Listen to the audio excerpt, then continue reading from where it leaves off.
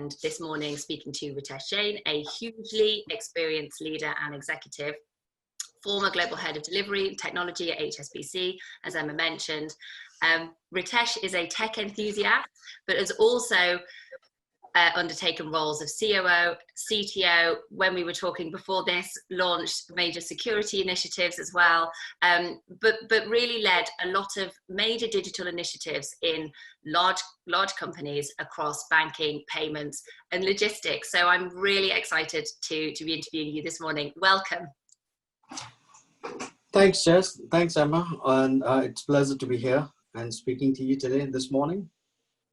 Thank you. So, well, we'll get stuck in, and as we talk, Ritesh, essentially more and more people tend to log on and join us. And for those of you who are kind of just logging in now, we are going to talk about what matters and what doesn't for digital strategy in the era of COVID-19. As we talk, you may be thinking of some questions. Usually there's quite a few. So please do put any of those into the Q&A box on your screens, usually at the bottom of your screens, depending on what device you're on. And if you pop them in there, then we'll aim to get through as many as possible once we've asked Ritesh a few questions about all of the work that he's been doing. So on that note, let's get started.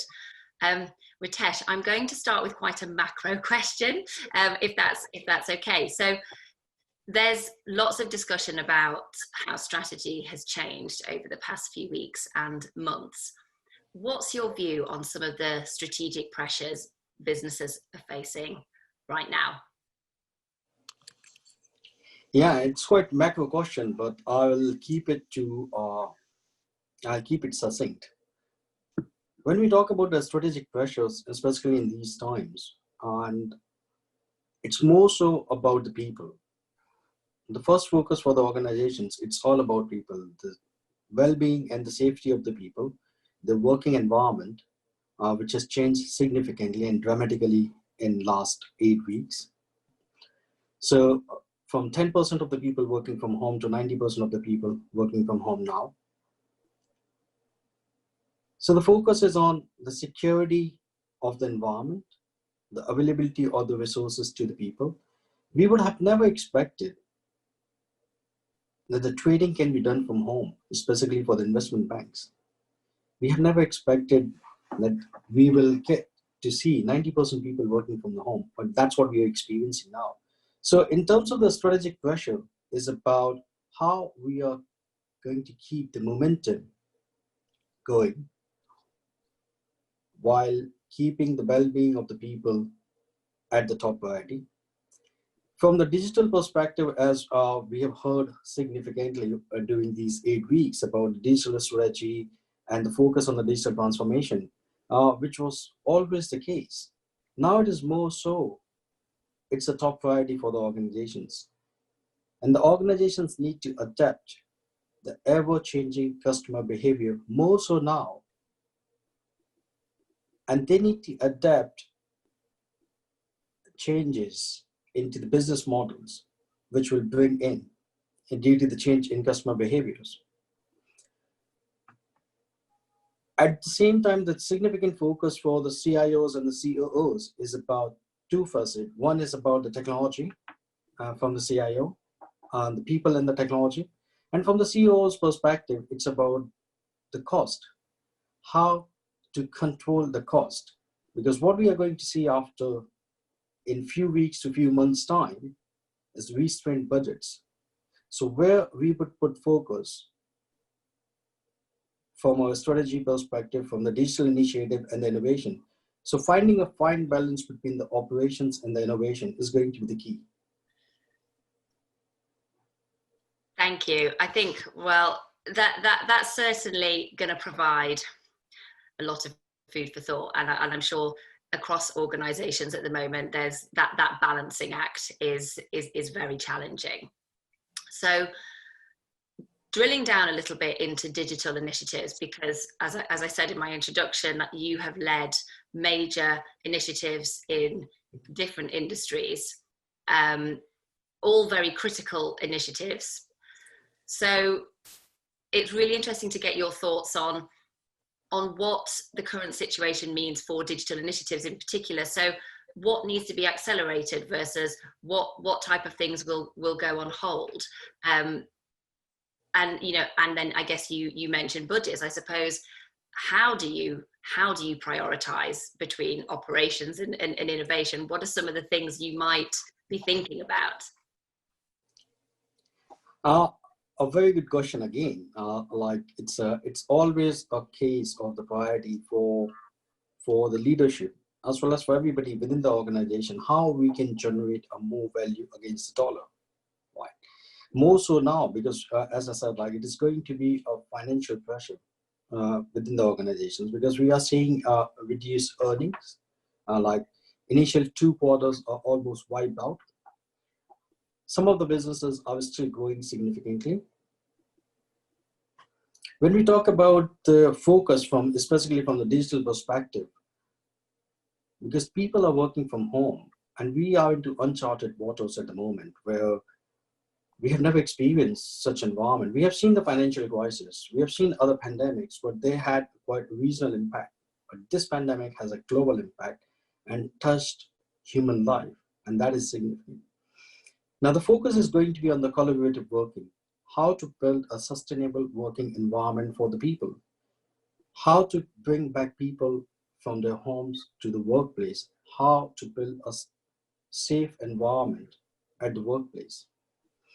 From the technology perspective, again, the security is going to be a major concern because what we have seen in these times, people are working from home, they're working through their own devices, they're working through the office provided devices, endpoint security, that is another concern. So the security is going to, overall within the organization, the security is going to be one of the areas where people are going to invest more, or the organizations are going to invest more. Collaboration tools, another investment area. The mobility. And the major thing is about cloud, because we are talking about the scalability and the flexibility of the environments. Now, when generally we talk about the cloud, it's often seen as like it is a cost saving. But let's not forget, it is not a straight away cost saving. It's a significant investment before you start seeing the cost saving in the future. So these are the areas where I'm seeing a significant investment. What will be put on the bit of backseat at this point of time?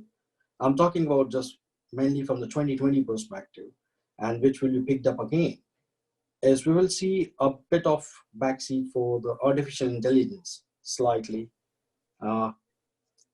Classic infrastructure, which we have always seen going down in last 5 to 7 years.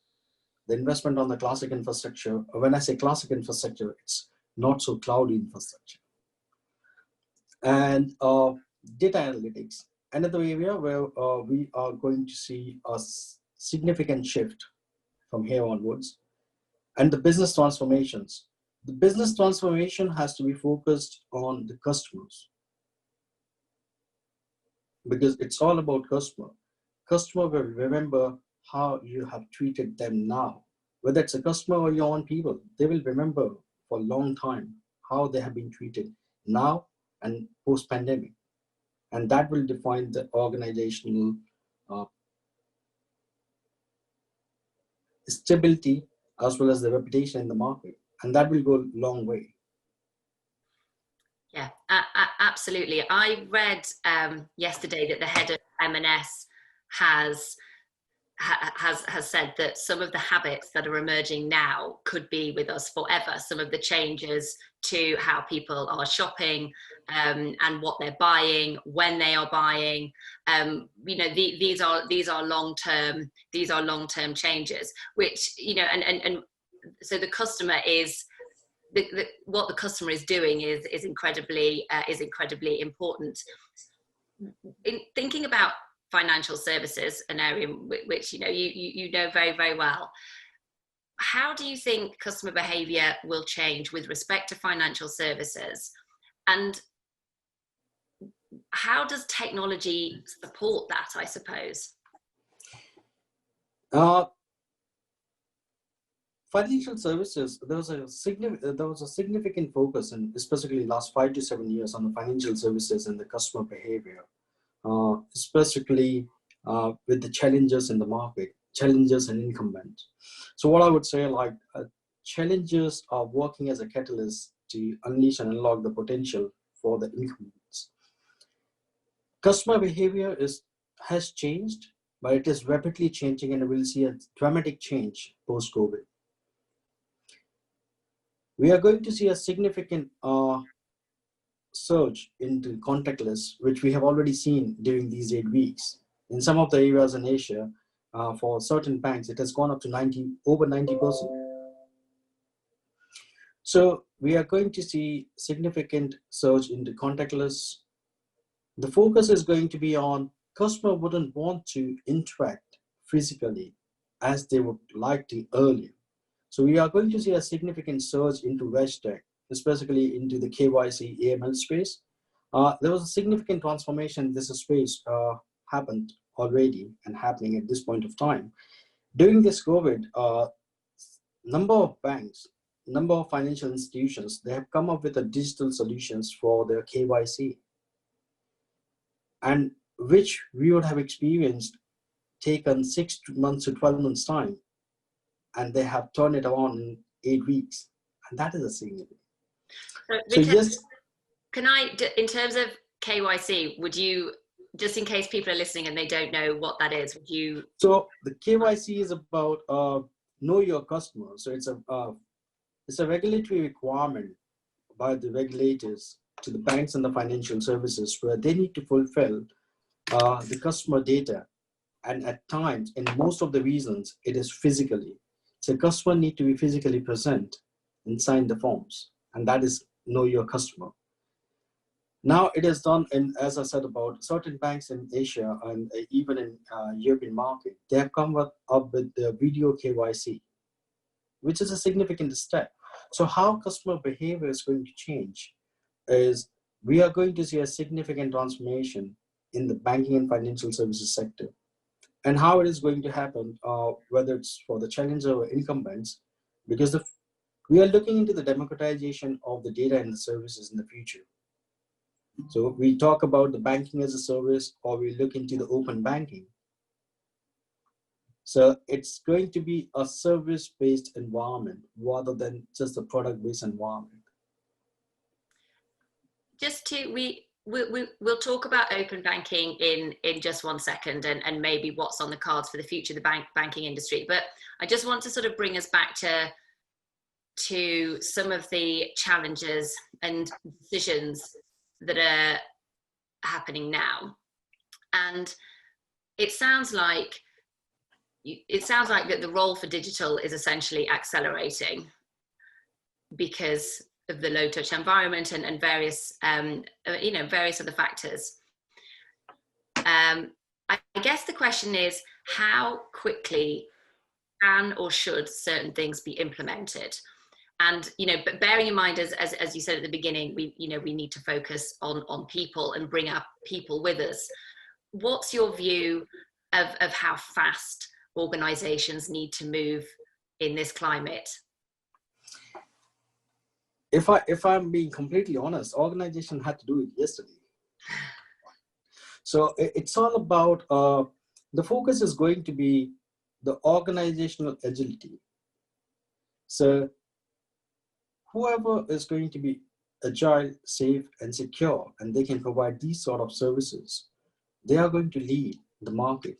What do you mean by agile? It's basically not about, I'm not referring to the agility from a software development perspective, IT perspective. I'm talking about organizational agility, the agile business processes, agile operating model, and agility in terms of your technology to adapt to the customer behavior at a rapid pace. What it means, and we have heard, and we are talking about the cloud migrations, we are talking about revamping the business operations. We need to have agility in the organization as a whole, where we can implement the new product and change at a pace with the customer expectations and the requirements. And that's what we are going to see and experience post-COVID accelerating significantly. So the safety is It goes without saying. It's the prime priority. But at the same time, when we talk about, we are living in a world where customers are used to with the Uber, Netflix, Facebook, WeChat, PayMe, or various services where they have got access on their fingertips. We have to deal with the same customer in the financial services as well.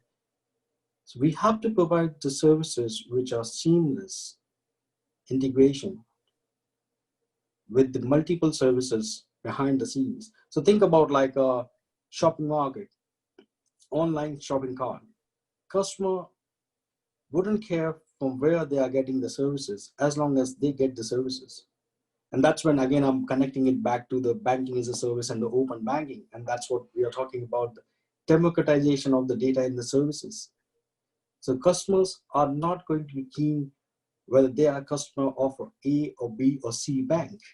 They would be interested in what services they are receiving, regardless of who is providing them.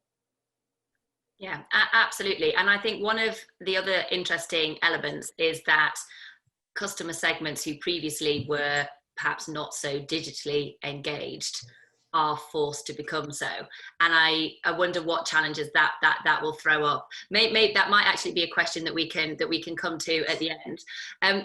Just to sort of pause there for a second, for those of you that are just joining, please do put any questions for Ritesh. I know there are going to be quite a few in the Q&A box, and we can start to have a think about some of those and put them to you in just a second.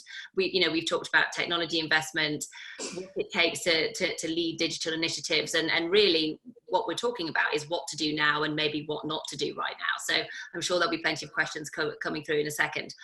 However, let's get into open banking, because we've mentioned it a couple of times. What is the future for the banking industry, in your opinion? How does it navigate threats from fintechs?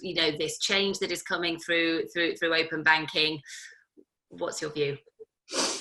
I always say it as a two-word: threat and opportunity.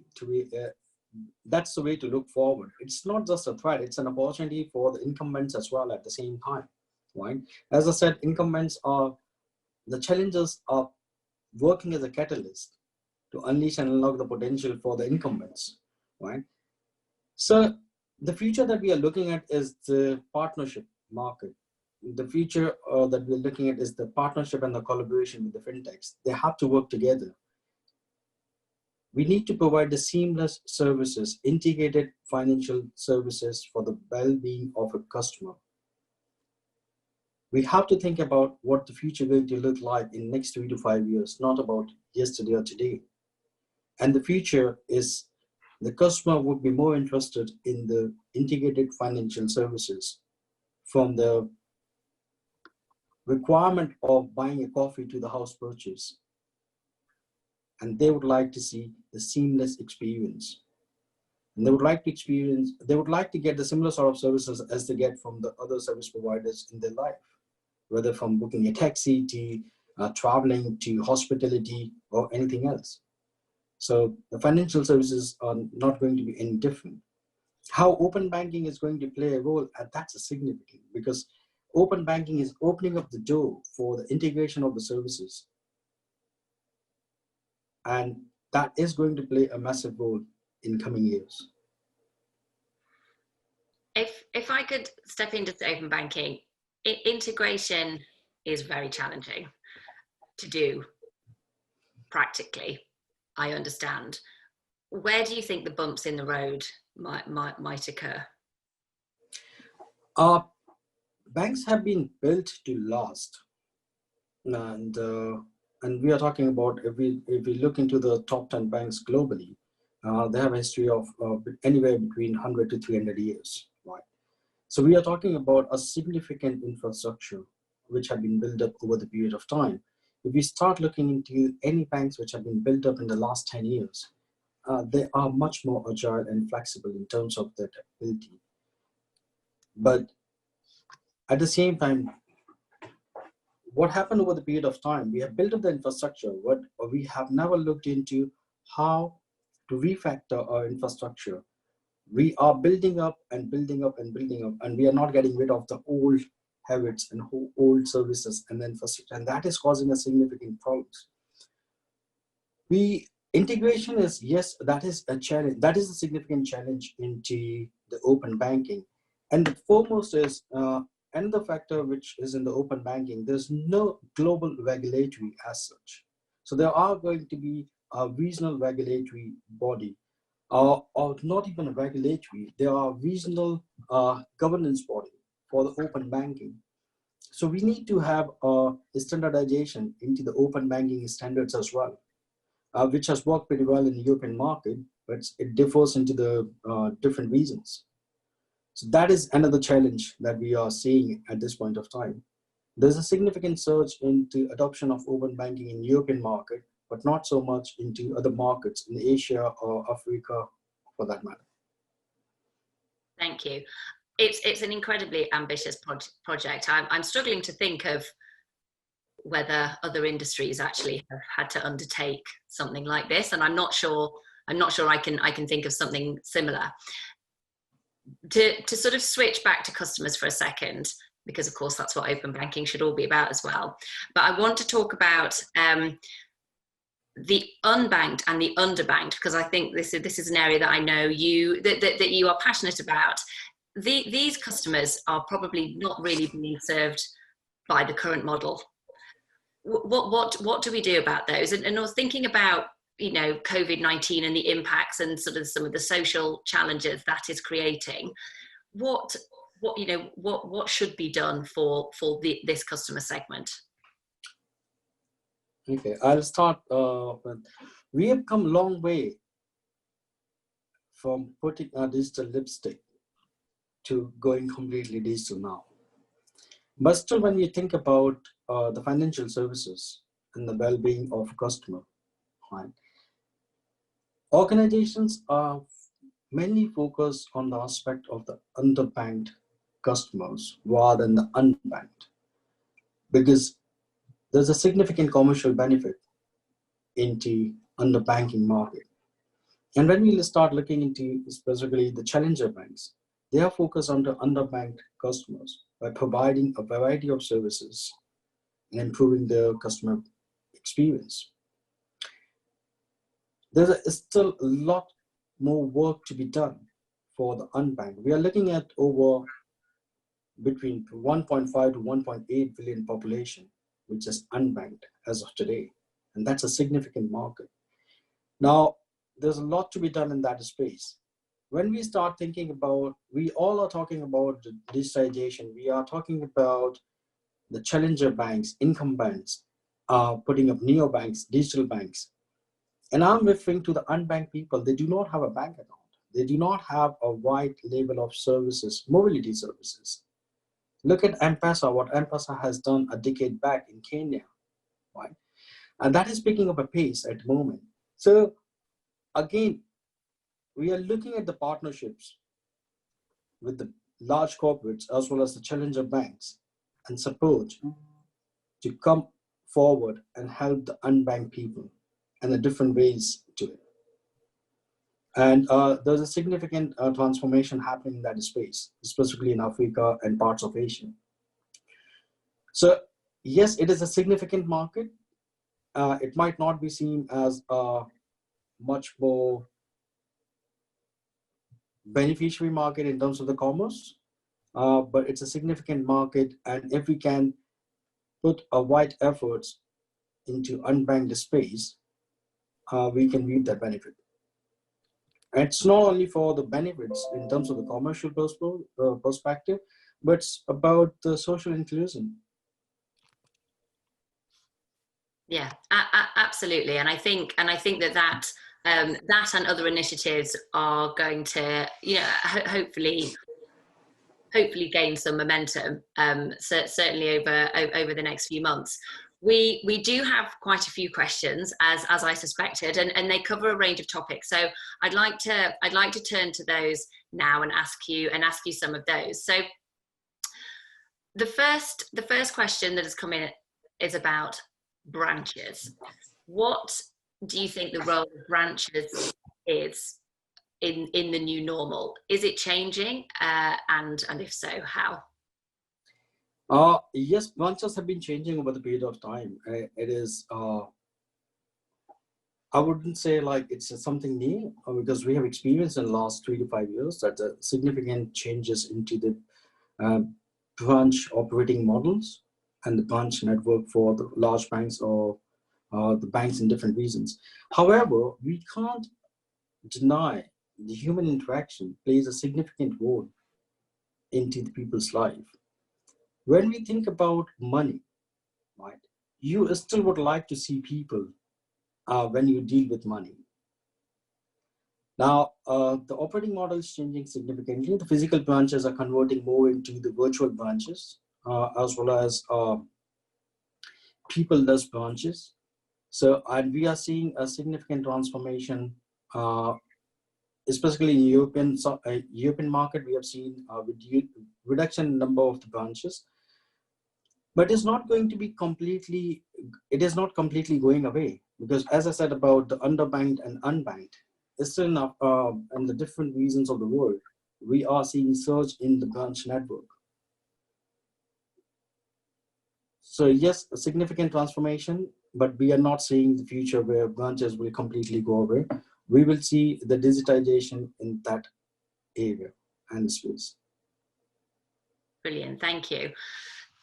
I'm going to move to a couple of questions that have come in about a little bit more on the kind of the technology side and perhaps on the operational side. So firstly, please could you share some examples of innovative operational agility from your experience? Innovative operational, quite a few strong words in one sentence. Innovative operational agility. Yeah, because what we are looking at into the agile operating models, especially in times like these where we have seen the operating models that we have put together years back are nowhere relevant at this point of time. So yes, we need to come up with the operative models which can be adapted easily with the change in the environment. And what I mean by the operative model, when you think about the people or the technology and the processes, so they need to be adapted. Because when we think about the transformation overall, or whichever transformation we are talking about, especially people refer to transformation more so nowadays with the digital transformation, it's all about the people, process, and the technology. So the innovation in the operative model is going to come with, you need to have a variety of options for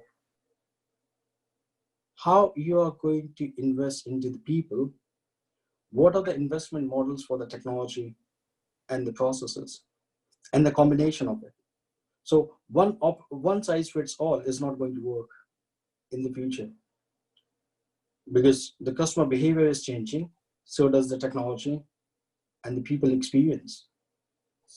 So we need to keep innovating the operating model, and we need to be ready with the multiple options.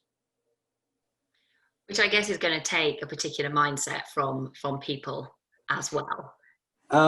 That's absolutely right. When you said about the innovative agility, right? And the agility itself, as I said earlier, it's not about, when I refer agility, generally people take it as because we come from the technology background, so that technology agility. No, it's about the organizational agility. Agility in the mindset, that's what we need.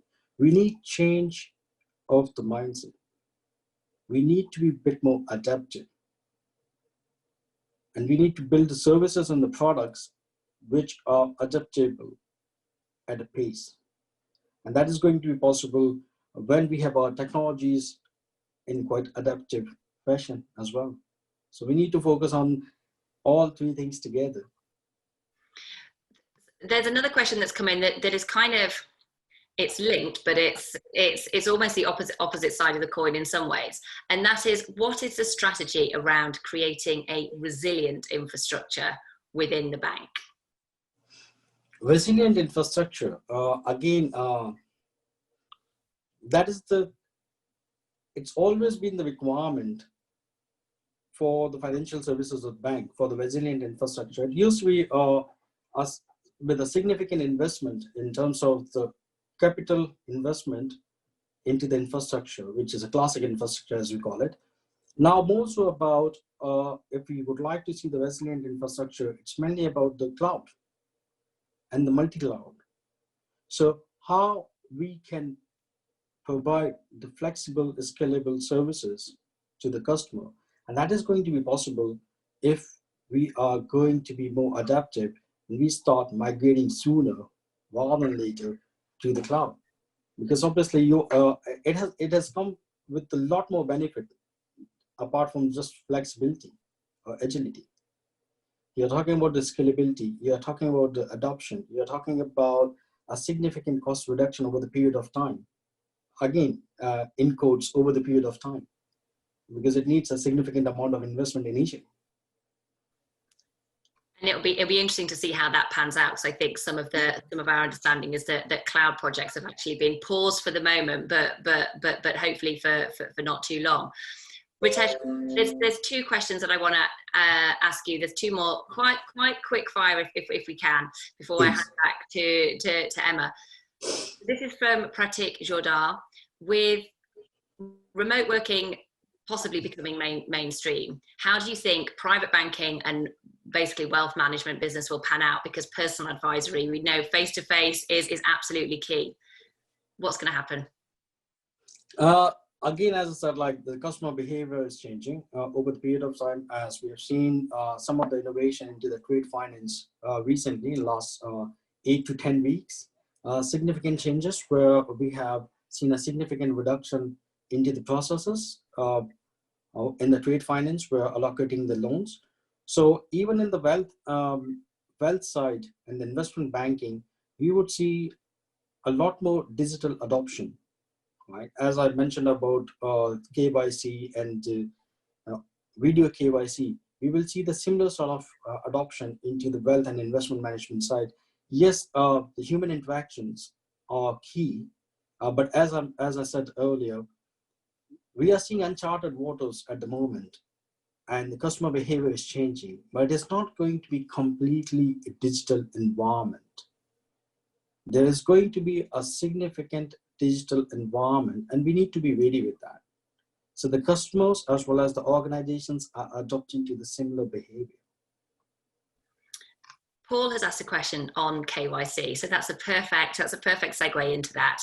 And Paul asked, Ritesh, do you see a possibility to do KYC in one place that all financial institutions could rely on? Because Paul spends more than £1,000 a year just having his passport notarized to make each institution comfortable that he is who he says he is. I think this is a problem. I mean, it can't only be a problem for one customer. I'm sure that this is happening across the board. So can this stuff just get done all in one place? This just sounds like a great problem to solve. That is one thing. That's a great question and a great insight. As I mentioned about the integration is a challenge. Now, what we are seeing, there's a significant work and innovation happening in that space, where we are looking into the KYC, the common KYC in the future, where the customer will have the similar, because the customer identity, address, and the finer details are not going to change from one institution to another institution, right? So there's an innovation going on in that space, and there are a few West-Techs who are working in this space where we are going to see a significant transformation in KYC, where we are going to have a single sort of KYC, which will be applicable for your all financial needs. Up to a certain extent, in some of the countries in Asia, governments have put in a regulatory, I wouldn't call it regulatory, but as a service, which provides a single identity. And that works as a KYC in some of the regions. But we are looking into a more global solution at the moment. And I'm sure it's not very far. So in coming future, in near future, we are seeing it because there's a significant acceleration on that front. Thank you. Thanks, Ritesh. And I'm pleased to hear that. I think that we've covered so much ground this morning. Thank you to you, because we've talked about unbanked and underbanked. We've talked about the future for banking, what matters with respect to digital strategy and those priorities right now. So thank you for sharing your thoughts and your experiences with us. It's been a real pleasure to interview you. Thank you, Jessica. It's really it's a pleasure of mine. And thanks. Look forward to see you again sometime. Excellent. Thanks, everyone. I'm going to hand back to Emma now to wrap up. And as I said, thanks very much. If there's any more questions or anything like that, we can sort of take them offline to Ritesh. Emma, are we switching back over to you? Yes, so thank you all very much indeed. I've actually moved location today because I'd actually like to come back to Ritesh's point, because I think that was extremely interesting, Ritesh, what you started with, which was people. I think with lockdown, it's very difficult for people to sometimes feel very appreciated, but I'd just like to come back to actually the heart of what Nimbus is all about, which is its people and its community. I won't name her, but today is one of the team's birthdays, and I've moved outside her flat to deliver her some presents. So on behalf of the entire team from Nimbus, and indeed to many of our members and partners who have known her over the years, a very big happy birthday. Coming back now, and thank you very much for everything you do. We're very, very lucky to work with you. We have great fun working with you, and wishing you a wonderful birthday in lockdown as much as we all can. So thank you very much. Coming back to Ritesh and indeed to Jess, thank you. That was really, really invaluable. And I think it just continues to show how important people are, community are, how we look at our customers, how we look at our employees, how we look at how we move forward, and the ability of digital to be a really important part of our lives.